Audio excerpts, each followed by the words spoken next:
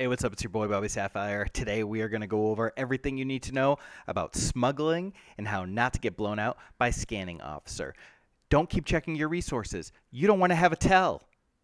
And if you're the one playing against scanning officer, you want to make your opponent look like Mike McD when he didn't see the aces full.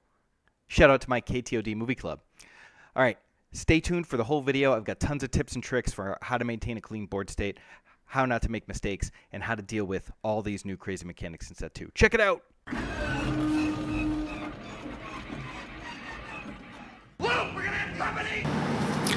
Okay, so today we're going to talk about keeping a proper board state and just being mechanically clean with Shadows of the Galaxy.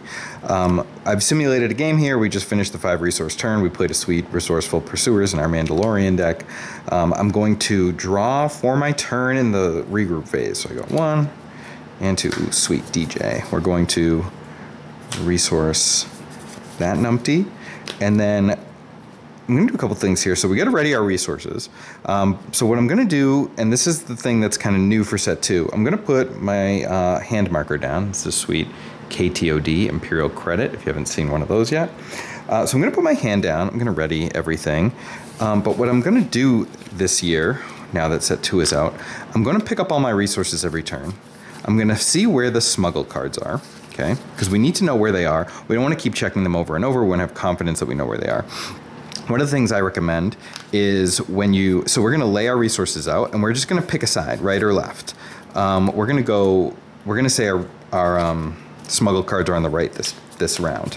And I'm going to switch it up every round, not necessarily alternating, but I'm just going to pick and do it. So now we know our 3 resources that are on the right are smuggle. It's important to know that because if our opponent plays a scanning officer, we want to if we haven't paid for anything yet for the turn, we're going to want to pick them all up, shuffle them, and you should always shuffle your resources. One thing to keep in mind is that you can't switch what's been paid for and what hasn't been paid for. Now we have no idea where they are. So let's say, our opponent wanted to roll a die and do like 2.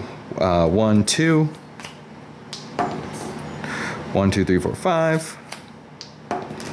And let's just say they went 1, 2, whatever, doesn't matter. They went 1 for 3, so they got our Falcon, bummer, and we would lose our resource. Now, the reason why we want to know where our smuggle cards are, and remember we had them on the right this round, is because if we're going to play something first, let's say we have the initiative, because technically we do, we want to pay our resources that have smuggle first, and like notice I didn't have to recheck. I remembered we went right to left this round to play the DJ. Now, if our opponent plays scanning officer, sorry, we put our hand down. They may want to simply target the 3 resources we have up, and if they do, they're going to completely whiff. And then if they did happen to target any of the ones that we had already spent, they come into play exhausted, so we discard 3. And put them into play exhausted. If we had done it the other way, we would have lost our 3 resources and we wouldn't have been able to play anything this turn. So it's not only important to know where your smuggle cards are, randomize them. If we go back to the top of the deck here. So know where they are, randomize them, and always pay first with the smuggle cards so you don't lose your resources. So we paid 3 for DJ, then they played the scanning officer. We still want to shuffle. Our opponent doesn't know that we spent 3 resources and all 3 were smuggle. The only thing you got to remember not to do is mix up which ones were exhausted and which ones were ready. You can never switch those once they've been spent. So now they're completely randomized. Our opponent doesn't know what we know, whatever. Now, let's go into the next turn, right? We would flip our Mando, but whatever. We're just going to go into the next turn. Ooh, sweet Marauder. So I'm going to resource this outflank, which is kind of bad.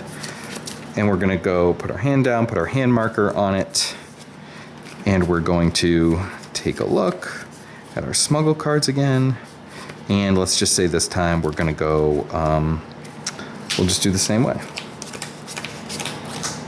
And we know that these 3 are our smuggle.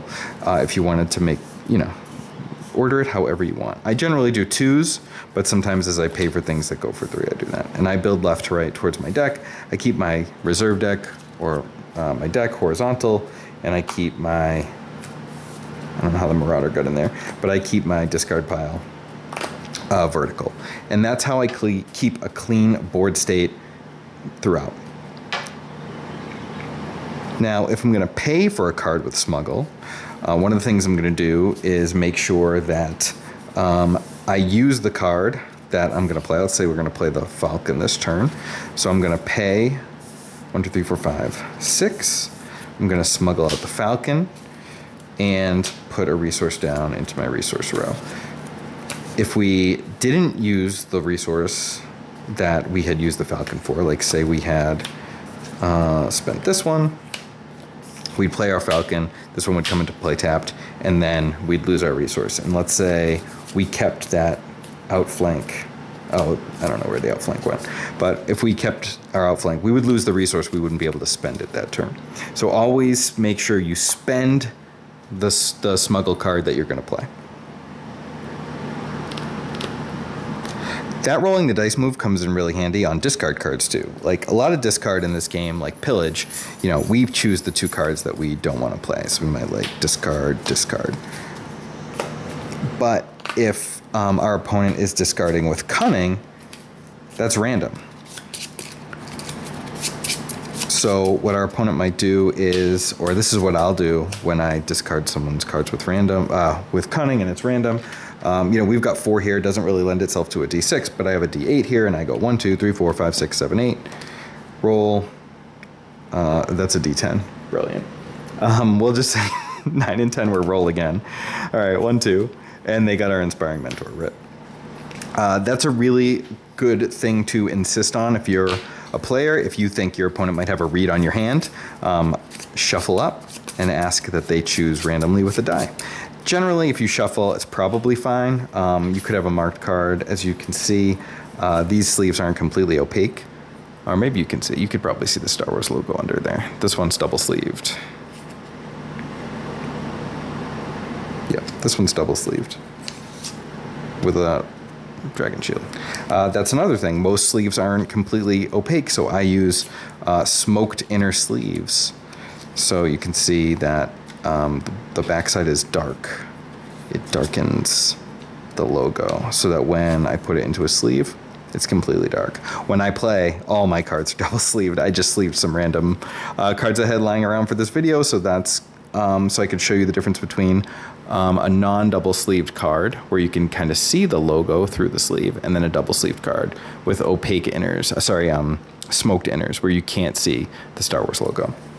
So that's another tip for keeping a clean and legal board state.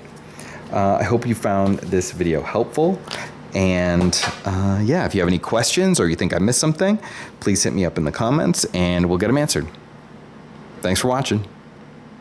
I also want to leave this slide up here in case you want to pause or go back to this to check on any rules. A lot of the most obvious stuff that people argue about on the internet is solved right in the rules. Like what happens when I smuggle the last card of my deck? It's right there on number H.